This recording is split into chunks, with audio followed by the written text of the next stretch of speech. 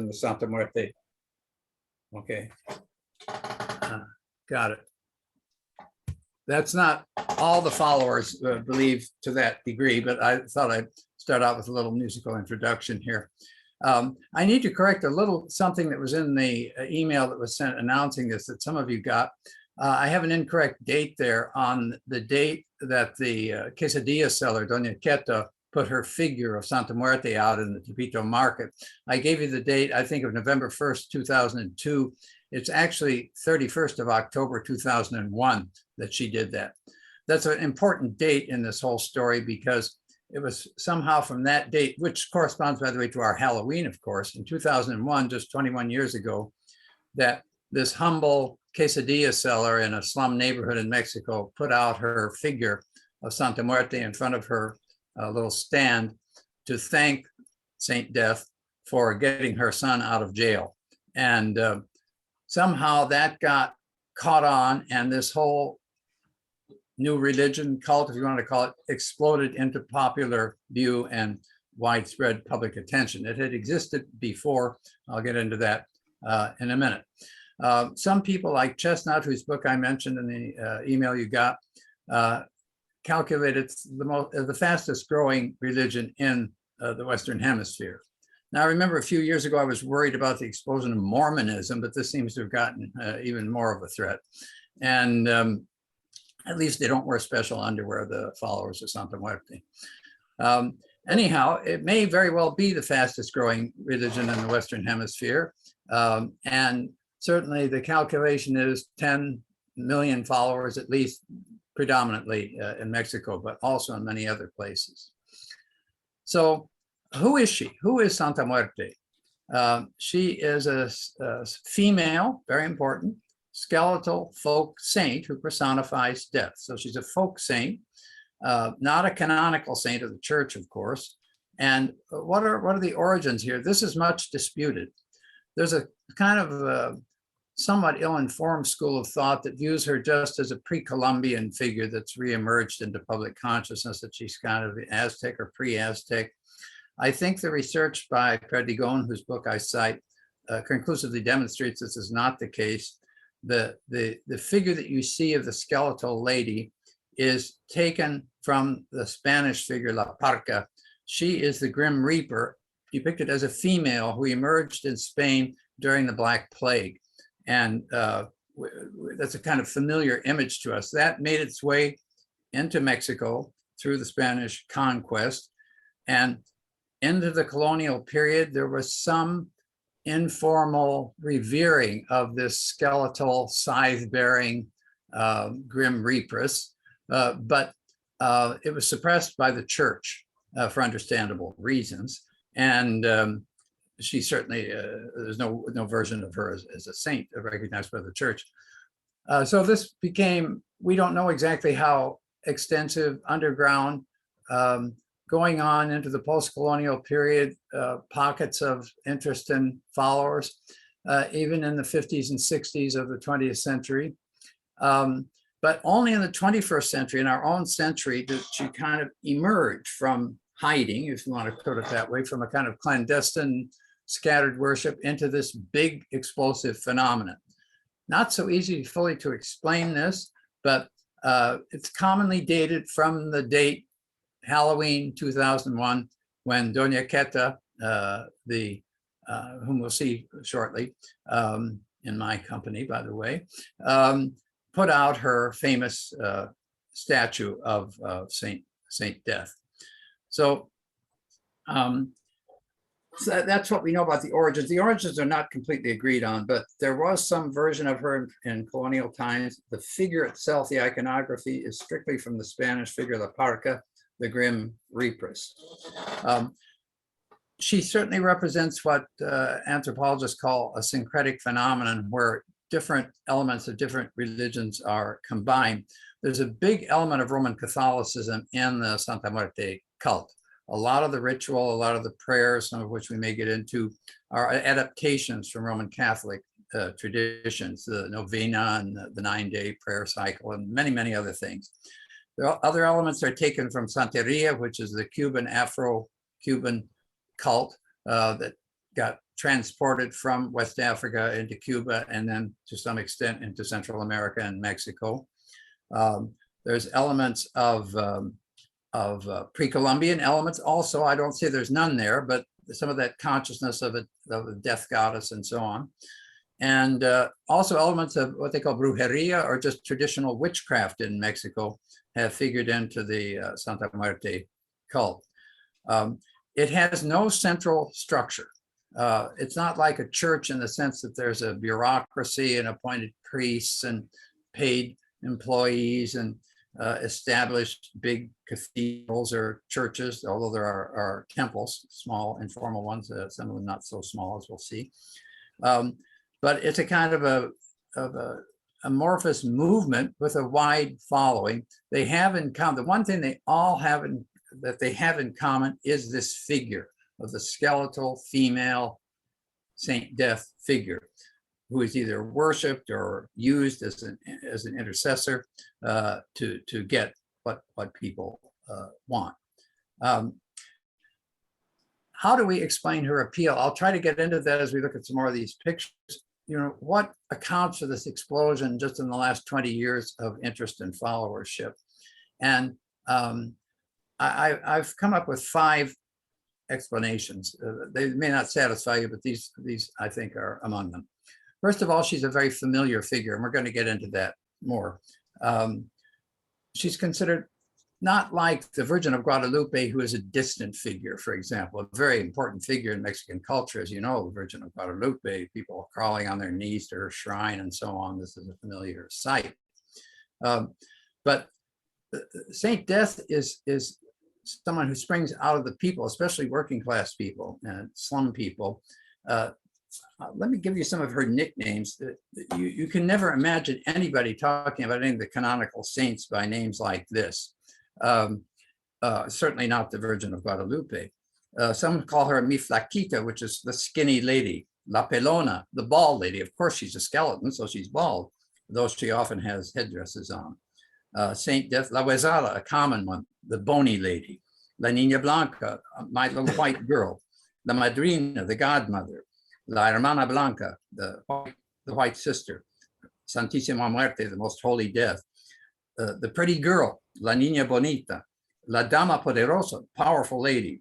La Niña Hermosa, the beautiful girl. So she's viewed as kind of an ordinary person, as well as having tremendous power. And you can approach her on a very familiar and easygoing way. You give her things she likes, and she'll give you favors and meet your needs. So she's very utilitarian. I like the expression that Chestnut uses in his book, that she's an omnipotent generalist. She can help a narco trafficker get his shipment of cocaine through to the US. She can help a woman get her boyfriend back. She can help your business succeed, and she can punish your enemies if necessary. So she's a kind of generalist.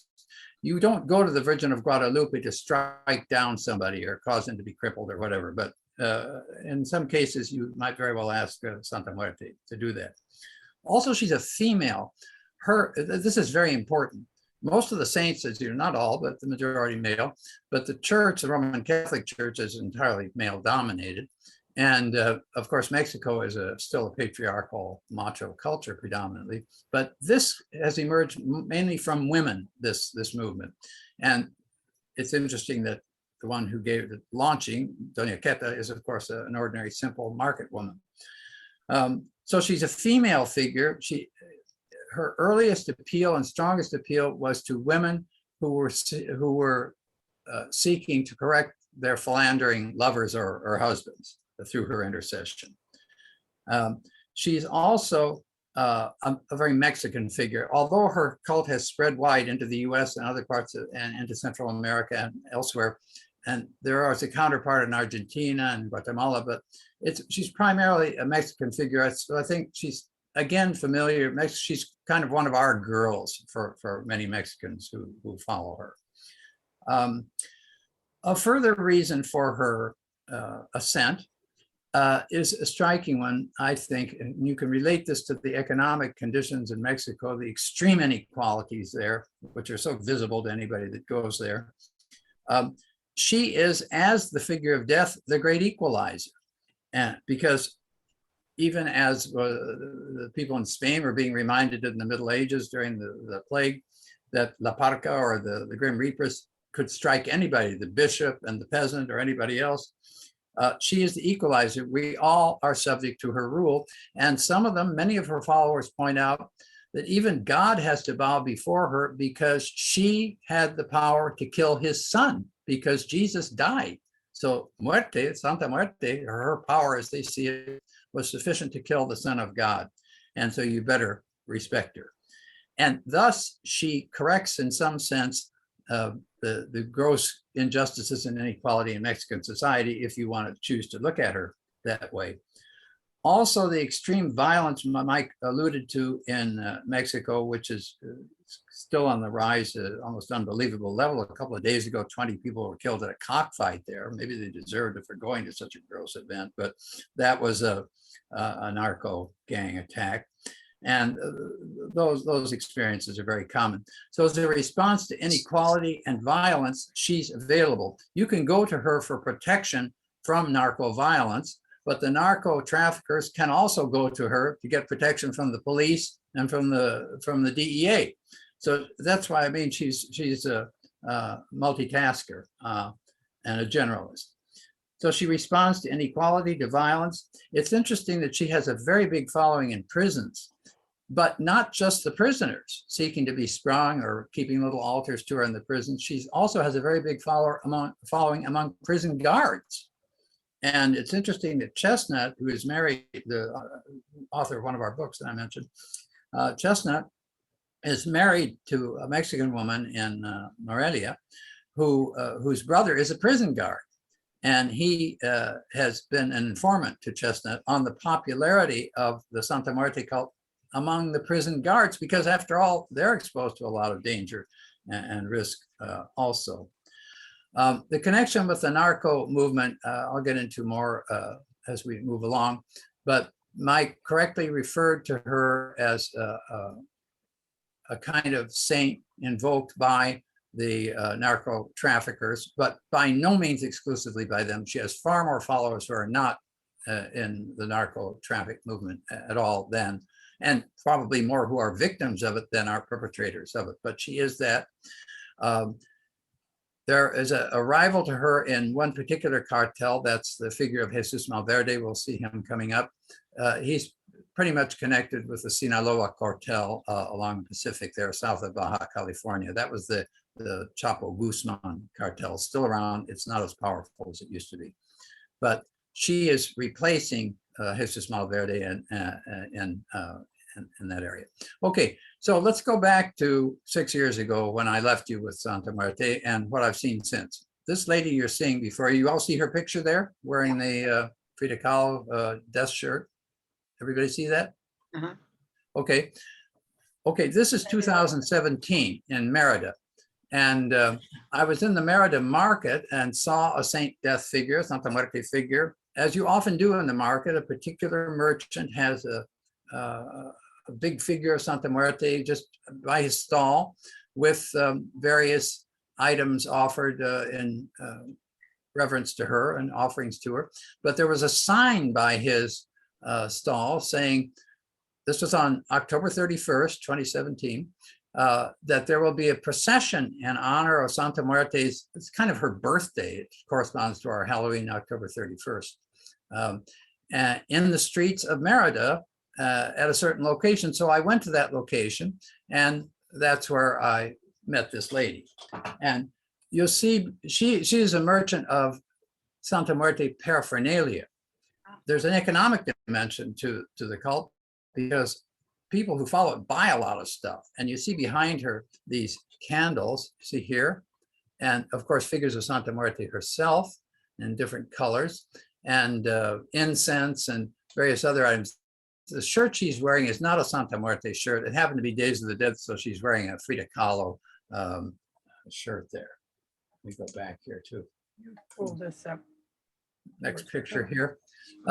This is in the procession in Merida. You see the guy's driving a car and he's got a big figure of Santa Muerte right there on the hood of his car. as he proceeds through the streets honoring her. There's a lot to be said about this image. This is a happy young couple in the procession honoring Santa Muerte. You see, they both have Santa Muerte figures. There's a lot of information in these.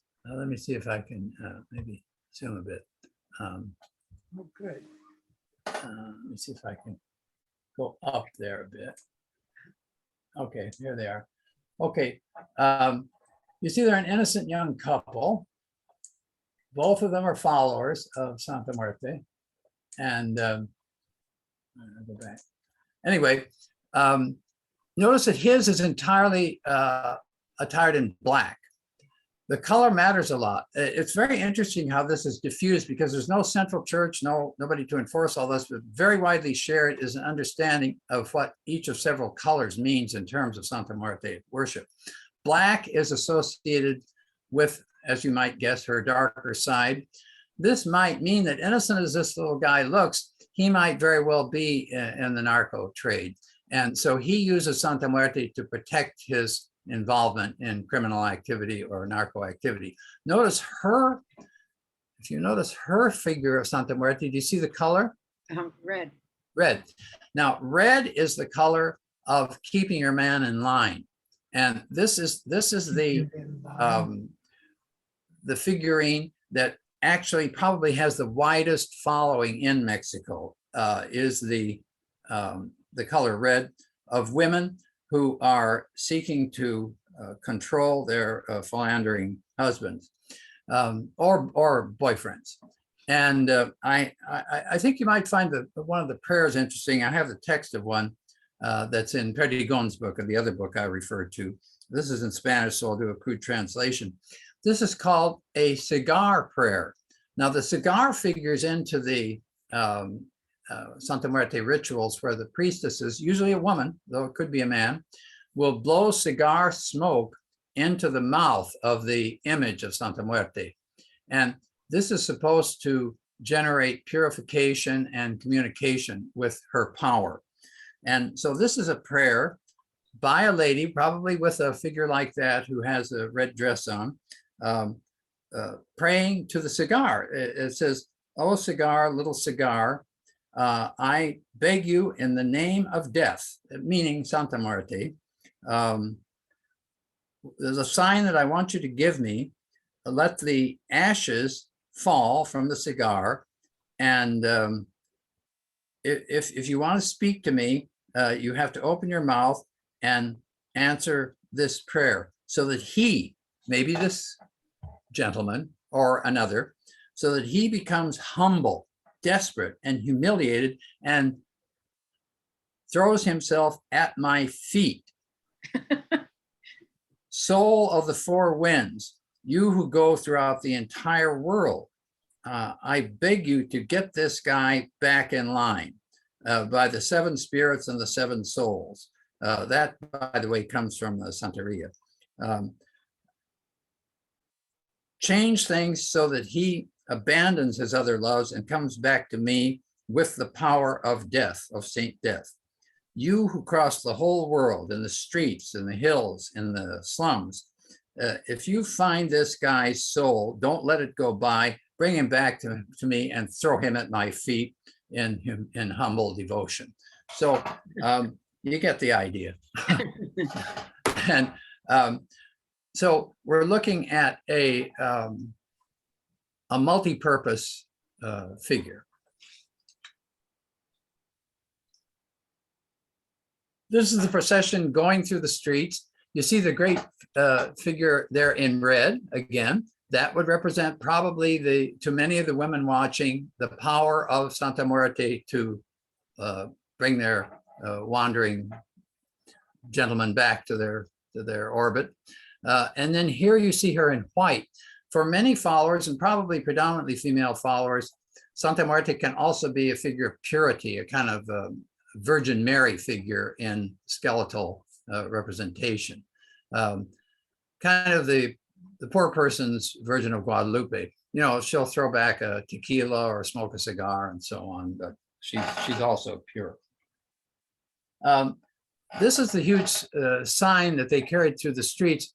It's very interesting. Peregrinación, this means pilgrimage, and peace march. So they're associating her with good causes, peace, not narco traffic or anything like that. That's her bad image. They try to override that. And I don't know if you can see it, but I'm wearing the shirt that's that same image that you see here. I bought it there from that lady you saw earlier, the Santa Muerte t-shirt. And they're depicting her as a peaceful figure. Also very interesting and important is here where it says the Santuario Familiar. That doesn't mean familiar. It means family. It means that the church, what we would call the church, is not a separate building. It's a shrine in somebody's house. And so we're going to go see that house shortly there in Merida in 2017. So they take this procession through the streets and wind up at the house, have fireworks and so on that night. There were several hundred people in this procession. Merida is a town that's been pretty free of narco traffic and crime, but it's already crept in there from Cancun and the coastal area of Yucatan. Now, this is Alberto. He'll come back into the picture in Mexico City.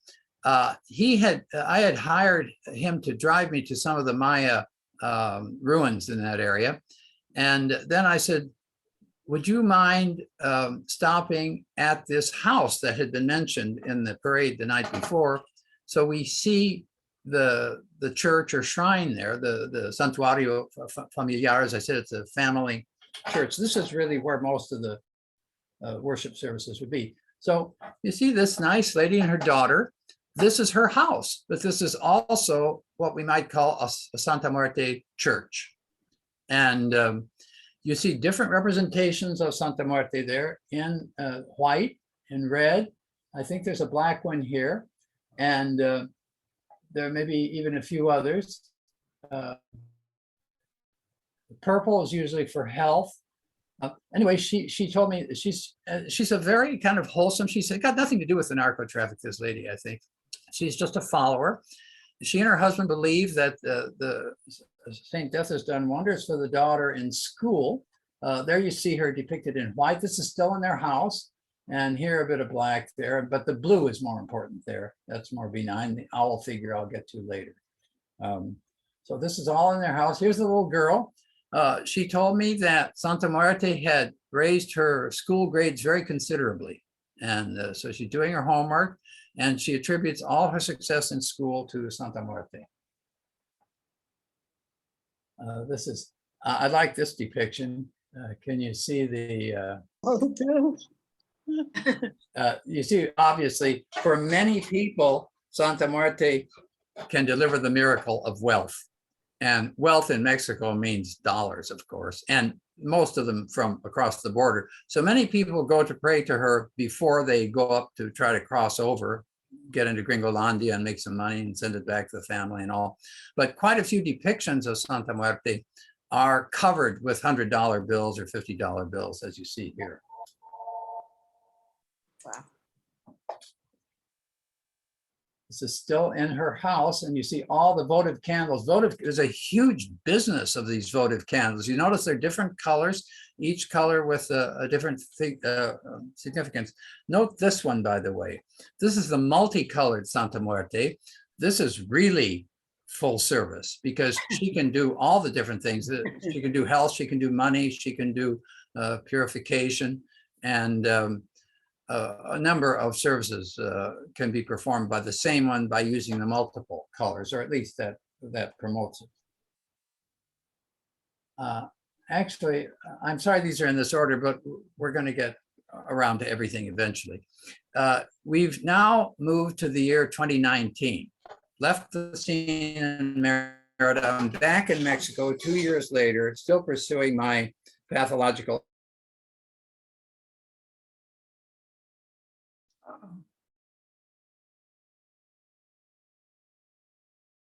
What's Bob, happening? we lost you. To the two most dangerous neighborhoods in Mexico City to see the real centers of Santa Muerte worship, including where Doña Queta put her figure out on Halloween 2001. I had always been afraid to go into these neighborhoods, especially Tepito. But I asked Alberto, if we hop in an Uber and go up there, will you go with me? Now, he has an interest in Santa Muerte, but has some fears too. We decided to go in the afternoon. I did this for you folks so that you didn't have to go. So I took all the chances, risked my life to see all this stuff up close. So yeah, I want your proper gratitude for this. This is the second of the big shrines in those dangerous slums. This and I'm including this as one of the little altars. I'm including it because of this figure here. This is none other than Jesus Malverde. He looks very benign and dapper, doesn't he? He is a true narco saint. He was a real person and lived in Sinaloa and became a kind of martyr to the police and so on, but he got going in the drug trade and is considered to have great power. You will find statues of him. He's now largely replaced by Santa Muerte, but you see still there's a lingering reverence for him and attention to him. He's being offered a bottle of tequila there. And he is capable of helping you in the narco trade. And if you go to Culiacan, the capital of Sinaloa state, where the big cartel was for so many years, the biggest one, there's a cemetery in that city, which I cannot claim to have visited personally, but I know about it. I've seen it on YouTube and elsewhere. There's a cemetery where the mausoleums are literally enormous mansions with multiple bedrooms, bathrooms, and so on. You can go into the cemetery and stay there a couple of days and invite guests in. And there are shrines in those mausoleums to Jesus Malverde, but there would also likely now be Santa Muerte. But he's being eclipsed by Santa Muerte. Here we are. This is Alberto 2 years later. This is, you notice it says the Temple of Saint Death. Welcome. This is in Tuliapan, in the state of Mexico, just outside Mexico City, a very rough area. You're going to see something surprising coming up here. This is the gigantic figure of Santa Muerte in that shrine. You see me down here looking very tiny and insignificant, as indeed one must feel in the presence of such majestic power. But there she stands in all her glory. And this is, of course, a place of pilgrimage.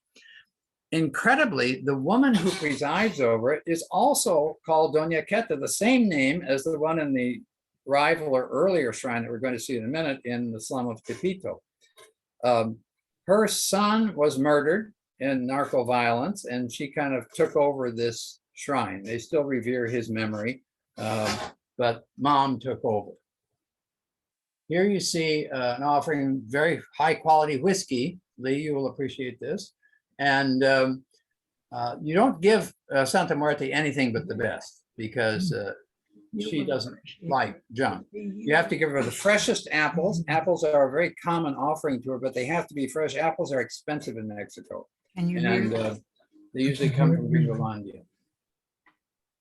Now, we're going to Tepito itself. This is the famous slum north, about a mile north of the famous center of Mexico City. Many of you have been there in the Zocalo, the cathedral, the Templo Mayor, and all that.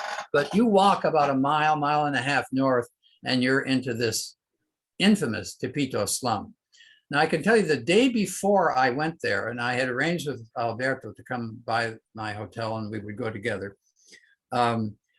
There was an article in El Universal, one of the better Mexican newspapers, about a big police raid in Tepito, where they broke into a building, probably not far from this very place you're looking at, and found a big they arrested 30 guys, big scale narco traffickers, and in there was a huge shrine, including Santa Muerte, but also a big element of Afro-Cuban Santeria. I told you this is syncretic, so they incorporate elements, some of them from other traditions, into the Santa Muerte. In this case, there were.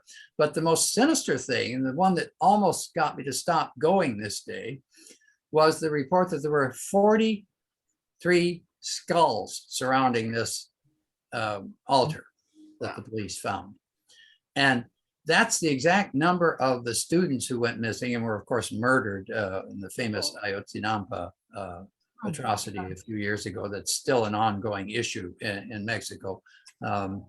These are 43 community college students in a poor part of Mexico who had appropriated a bus to take it in protest to Mexico City, and were all brutally killed. Case you've heard about. Very famous case, yes. And anyway, but very sinister that and their bodies have all been missing. So isn't it interesting that in Tepito, in this neighborhood, they found that same number of skulls surrounding this altar? Well, it was kind of blood curdling, but I thought, all right, during the day, I know I wouldn't be the first to go. I'll be with Alberto. So I went. And you see, it's kind of benign looking, isn't it? They've got their displays out there on the street. They welcome people. This is Santa Muerte's birthday. This is the 31st of October, 2019. And there you see her in red, keeping the men in line. And they just probably, they are not selling these. They are just sitting there displaying their personal representations of the saint.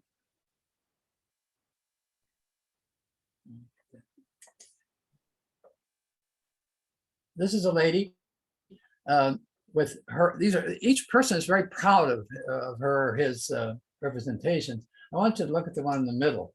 You can get everything closer there. No, I guess not. But can you see this figure? Can you see her face? Half of it is skeletal. The other half is highly made up and beautiful. So there's a money on there. So you can see she's hoping that this version of Santa Muerte will bring her beauty and wealth. And here she's representing her kind of tribute to purity, here to controlling men, or her man.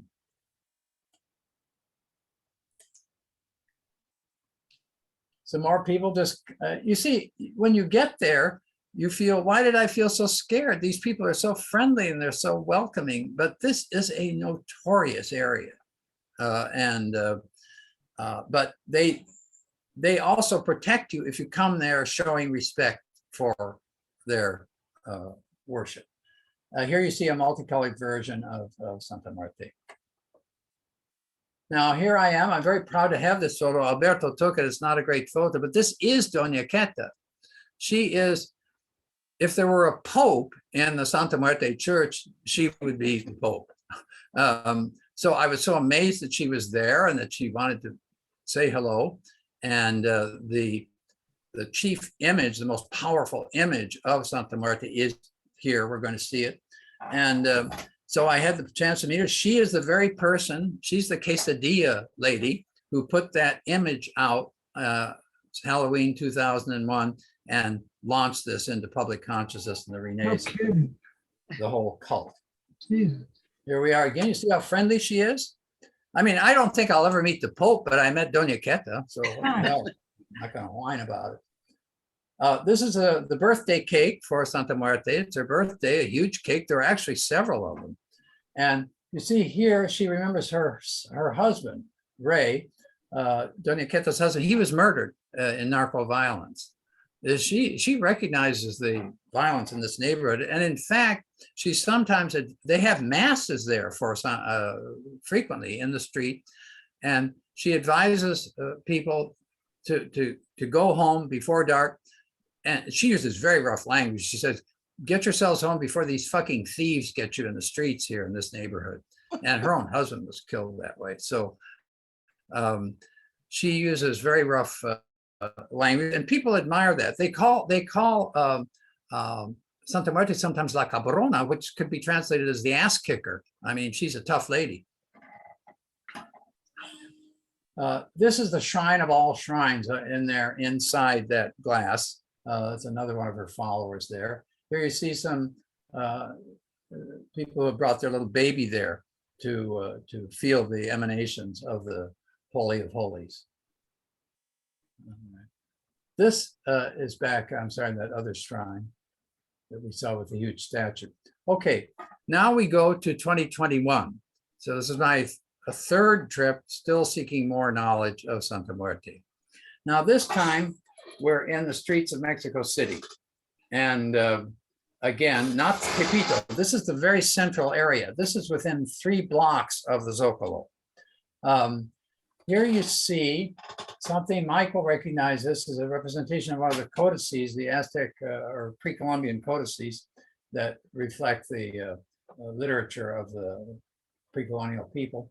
They were put there not by the regular followers of Santa Muerte, but by the Aztec dancers that they hired. If you ever go into the Zocalo of Mexico City by the cathedral, you'll see these feathered Aztec dancers. They'll dance for money.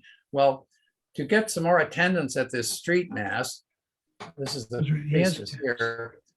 To get some more attendance, they advertised there will be dancers, and they performed, and then they put down this this acknowledgement of a pre-Columbian element in the Santa Muerte cult. There you see people gathered around the altar that was created there in the street. Right down there, down here is the cathedral. So you see how close we are to the center of Mexico City here. And this was advertised. Again, I just saw a sign and showed up there 5 o'clock on November 1st, I think this was, of last year. There you see the danzantes who were hired to stir up some interest. I'm sure the followers of Santa Muerte collected some money to pay them for the performance. There they're laying out their representation of the codex. This is the altar. Now we're going to see this figure of Santa Muerte that's up every year that I'm there at this time of year. I see her at this corner. They've laid out, these are all offerings to her that you see there. And a couple of individual people being remembered. And the whole, this is the man, but the whole service was conducted by a woman. One of the danzantes, you see some figures here and some of the offerings. It can be fruit, it can be tequila, it can be cigars, it can be many things. This is the sign that led me there. It had been up for a few days. Followers of Saint Death, you're invited to, they call it a mass. You see the Roman Catholic syncretism that comes in. They refer to it as a mass that will be celebrated on 31st of October. Sorry, not November 1st, actually on her birthday at 5 o'clock in this street. That's what drew me there. There she is.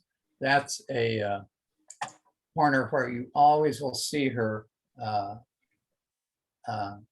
at this time of year. And she can be given different dresses. They keep her in a shop across the street. That shopkeeper is obviously a follower, but then she's brought out at this time and displayed. And this is where they held the mass. There you see the street going down to the cathedral. This is a different figure of Santa Muerte, a very elaborate one nearby in the street. Here is the priestess blowing smoke into Santa Muerte.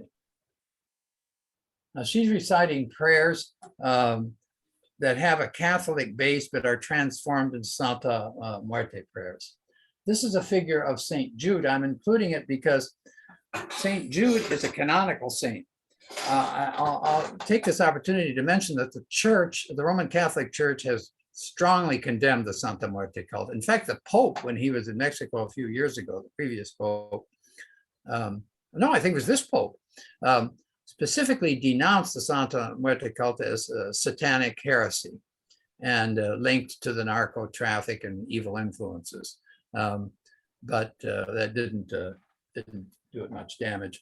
But within the church, St. Jude, whom you see here, is a canonical recognized saint. He's probably the closest it gets in the Catholic Church to Santa Muerte, because a great many of the followers of St. Jude, who have a huge celebration on October 28th every year in Mexico City. Those people in St. Jude Church, we were there. Yes. Yeah, huge proportion of these followers are in the criminal element. But St. Jude is a saint of lost causes. They crawl on their knees and bring huge figures of St. Jude from distant neighborhoods in Mexico City to the San Hipólito Church near the Alameda Park in the center of old Mexico City. So he's recognized by the church, but many followers of Santa Muerte will have figures of St. Jude also. So, you know, they're not going to miss any bits. Note that most of the figures of Saint Santa Muerte are made in China. So we have to recognize that everything is globalized now. And of course, there's a massive internet presence of Santa Muerte. If you enter Santa Muerte into Google, you're going to see a huge number of stuff. I gave you one crucial reference in the email, but many, many, many more. And many, you'll be surprised how many are in English, because she has a lot of churches in Los Angeles and Texas and Virginia and Chicago. So, but interesting, the images are made in China. This is the chestnut book. Here's another image of Santa Muerte with the dollar signs. It's in my personal collection. Here she is multicolored. This is a particularly nice image I like because it has so many of the elements of the iconography. The owl is a traditional European, but also grafted into this symbol of wisdom. Here she is weighing the scales of justice. But what this means for the Santa Muerte followers is that the police and if we're called into court, we're going to get through or get out of jail. That's what it means to them. Notice the skull she's on top of. There's always, and of course, the crucial scythe.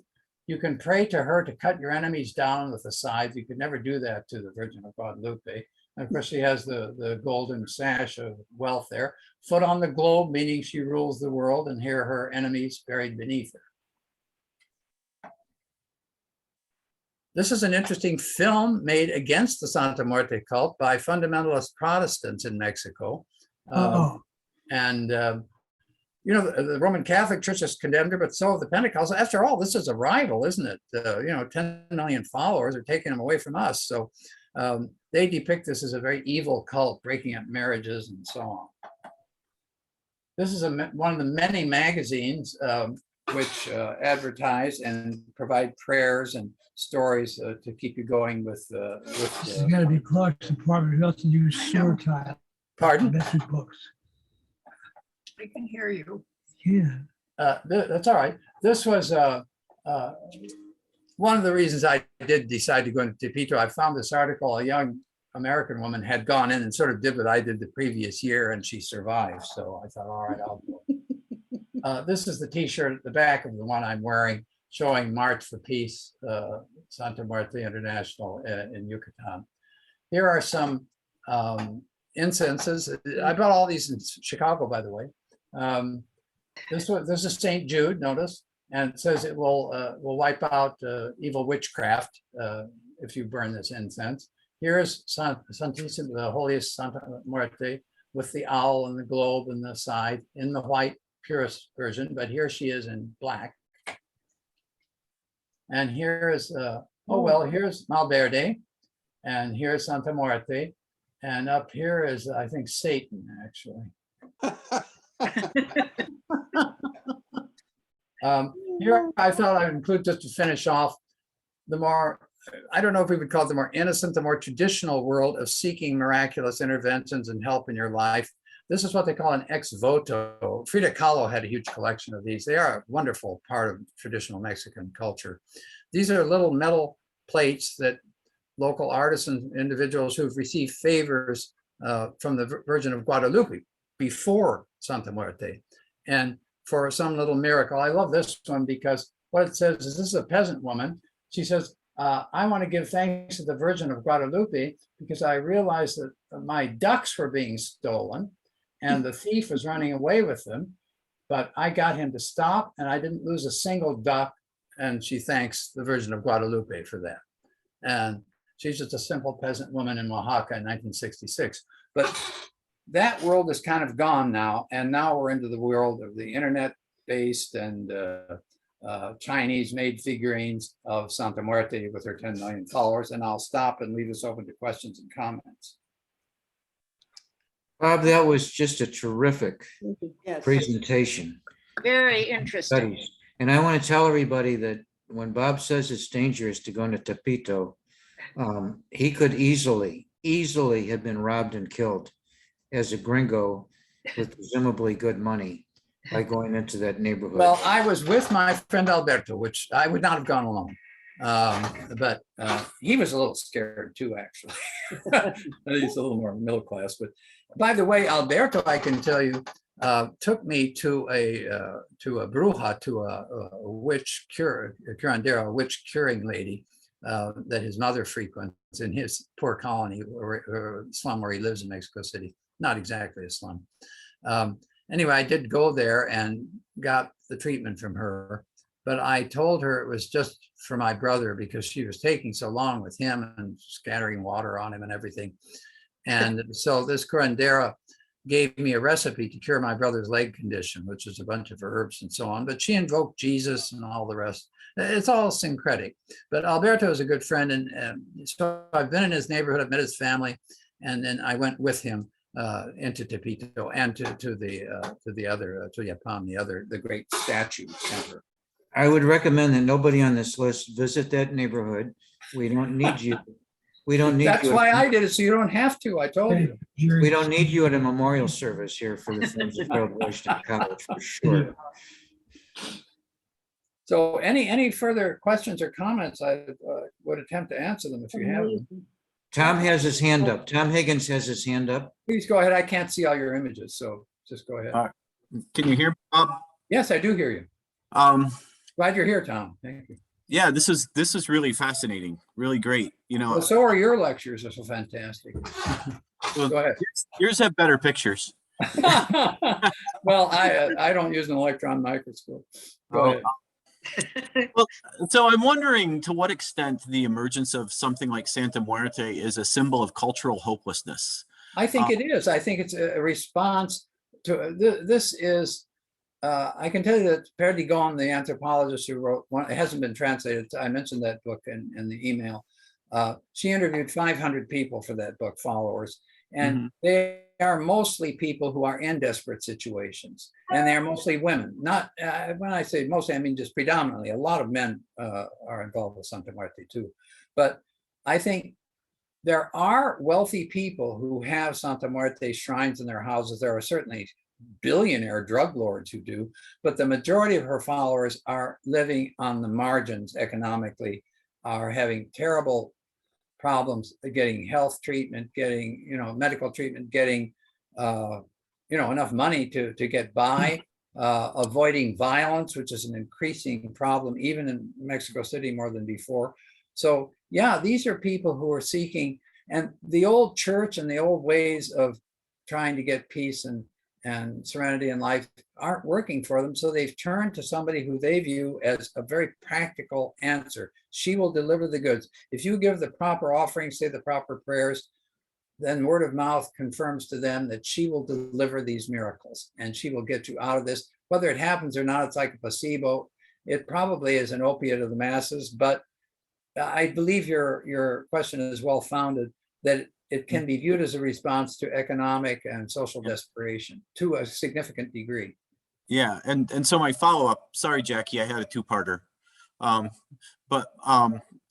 We are also seeing sort of organized religion being co-opted in this country, with some of the fringe political groups and things like that who do things in the Christian name. nationalism, you name it. Yeah. Yes, go ahead. And so is it a coincidence that these things are happening at the same time, or is this the same phenomena just being manifest in different cultures through different means? Well, very broadly, I mean, if you're not a deeply religious person yourself, you probably view religion more sociologically or as a social scientist, as I would be more inclined to do, and see it as a reflection of social problems or a way of coping with practical life or economic or social cultural changes generally. I think the Santa Muerte version has a very specific kind of Mexican setting quality largely, but what you're referring to in terms of the role that religion plays in relation to the broader society, I think is unquestionably true. And I just saw that the number of people in the US who are affiliated with churches is way down. It's down to maybe half the population now. Even a few years ago it was 70%. So, but that doesn't mean that religious new versions of New Agey or whatever, there's some New Age stuff in Santa Muerte, by the way, isn't also present. So people seek answers, and some of them are manipulated. Obviously, there are people manipulating Santa Muerte. Some of the people who've gotten the richest off Santa Muerte paraphernalia are not Santa Muerte followers, but they see business opportunities there. And in the US, we see people using religion for political opportunities. I think that's what you're driving at. I agree with that. Yeah, well, I guess I'm kind of thinking, is this a symbol of something that's happening worldwide too? Well, I don't want to do a sweeping generalization here, but Yeah. this phenomenon is much bigger than Mexico, and Mhm. completely different versions of. Look at the explosion of Pentecostal religion in Latin America. Countries like Guatemala are practically half Protestant now. These are countries that we thought of Latin America as Roman Catholic, period, historically, after the Spanish conquest and Portuguese and so on. But that's Yeah. been eroded for years. Brazil and elsewhere, the traditional church wasn't delivering what people wanted in terms of social communion and solidarity and economic support, but they were also very right-wing politically. The situation in Guatemala of the Church of the Word was a genocidal crowd, but they were using Pentecostal fundamentalist Protestant religion as a vehicle. So yeah, it's certainly wider than Mexico and Santa Muerte. Okay. Yeah. So Thanks a lot. Jackie Curley had her hands up. Yes, I was interested in the actual process of the mass. How was that conducted? The mass, well, it was in the street, as you saw. Prayers are read. These are somewhat standardized prayers, and that's a fascinating phenomenon too, because there's no Vatican, there's no central, biblical text that they use. Yet the prayers are published in magazines and little booklets, and they are adaptations of prayers used in the Roman Catholic Mass, but the wording gets changed. Lee will remember I went to a Unitarian church service, the only one I ever attended in Key West. And they had the old Christian hymns, but they had changed the words and removed all references to God. Well, in this case, they've taken the Catholic Mass ritual and used part of it and then added language, revering Santa Muerte. But they use the novena, they use some of these very specific Catholic ritual, but change it. So I've meant in the Perdigon book, there's a whole appendix of specific prayer language. If you see that, Jackie, you read Spanish, you could see these. Is there anything equivalent to taking in the host? Not exactly. No, lifting up and taking in the host. Not that I saw. The closest to it would be the cigar. Or I think that would be the closest. And that is taken very seriously, where you see, I had video of that, but I couldn't conveniently show it in this display today, where she approaches with the cigar and blows the smoke right into the mouth of the Santa Muerte figure, and everybody goes quiet. This is maybe a version of what you're talking about, a kind of equivalency. Any other questions that might come to your mind? By the way, that Mesoamerican figure that was on the table near the cathedral in Mexico City is a presentation of Quetzalcoatl as Ehecatl, the wind god. I just wanted you to know that. I know Good for you, Mike. I know that you were really looking forward to me explaining that. No, I am very grateful that you did that. You have an incredible eye for that stuff, and you are a fabulously knowledgeable person in that area. We're lucky to have you on the team here. So, okay, any other questions? Thank you. John Wenger told me a story that George Will told about the Unitarians, and he said that the Unitarians are people who believe that they're at most one God. Yeah, that's George Will's funniest crack. And I'm still laughing at that. Well, Garrison Keillor said it's the church where God is never mentioned. Yeah. All right. So if you're done talking, oh wait, Helene raised her hand. Yes, could I just give a report for those who are here? Absolutely.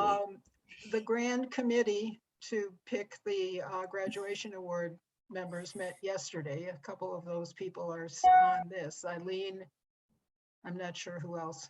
Anyway, based on the applications and our machinations, we decided to award 7 rather than 5 awards. And we're able to do that because there still was residual money from the foundation when it was when this thing was first established. But any of you who have not yet given this year, please do so. so that we can make sure that we have enough to continue this process in the next. Well, if you want to be sure you have enough, ask Santa Muerte. So Helene, I Give her a- promise give I her- will- give her a bottle I of don't know that I top- will do that, but. Give her a okay. bottle of top grade tequila and you'll get your wish. Okay, all right. So Helene, I that sounds promise good. I'll get my 300 in. I know I'm, dilatory, but I'll get Okay, it well, done. I will know when you do, so. I know you're watching. I That's know you're- what Santa Muerte says. She Like will Santa know. Muerte, you're watching me, so I better deliver. But you told me several times you were doing it on a I know, specific I day, know, so I that know. didn't I'm happen. so bad, but it's coming. Okay, The check's in the mail. okay. Right. Not in the Dropbox, but in the mail. And you'll send a report so I can send it out to everybody, plus maybe the Yeah, names. let me make, I need to process a whole bunch of stuff in order for it to happen. So then All right, I will send okay. something out. And Mike, let me just say goodbye to whoever tuned in that's not in our Harold Washington group. I know it was Peter and the Laytons. I don't know if anybody else did, but very glad that you came in. I can't see your images on my screen, but I know you were there. Okay, and Eileen and Robin were also on that committee. I don't know if they want to say anything or not, but Do you wish to say anything, Robin or Eileen? you have to unmute though. Unmute, Robin. Robin, I'm mute. Got it. Sorry. I'm sorry. I got it. I was really pleased that we were able to give 7 because it was very challenging to this group of applicants were, challenging to read through and not try to choose them all. And there are 23 of them. Oh, So we great. spent quite a bit of time going through 8 pages per applicant. It was very interesting. So no, I'm Thanks for pleased with what you're doing, Helene. Thanks a lot for your work, Robin and Eileen. Thank you very much. You're welcome, dear. So, okay, next month, Skip Lant, Dan Lant will be talking about music as therapy at the Old Town School of Folk Music. And what I'm hoping to do in the following month is that I'm forgetting names now. Our professional employee in Spain, Oh, Florinda? Florinda's daughter. Yeah. Florinda's daughter is a promoter for flamenco performances and musicians in Spain. That's where Florinda lives now with her daughter or near her daughter in Madrid. So I'd like to have her daughter, and her daughter's name is not popping into my mind right now, but there you are. Justina. Yes, sir, it's right. Anyway, I'd like her to talk about the Spanish flamenco scene today in a couple months, if she will. And that Florinda could join us in that presentation so we can see Florinda. So I'm thinking about that as a future presentation too. And that should be very good because her daughter is very, very good at promoting flamenco. And, I think she's got a flourishing career in this area. So it'll be an interesting presentation. So, okay. Mike, can we go out on our corrido music here? Oh, absolutely. This is what we do. Thank you for a wonderful presentation. That was very new. Very good. Thank you.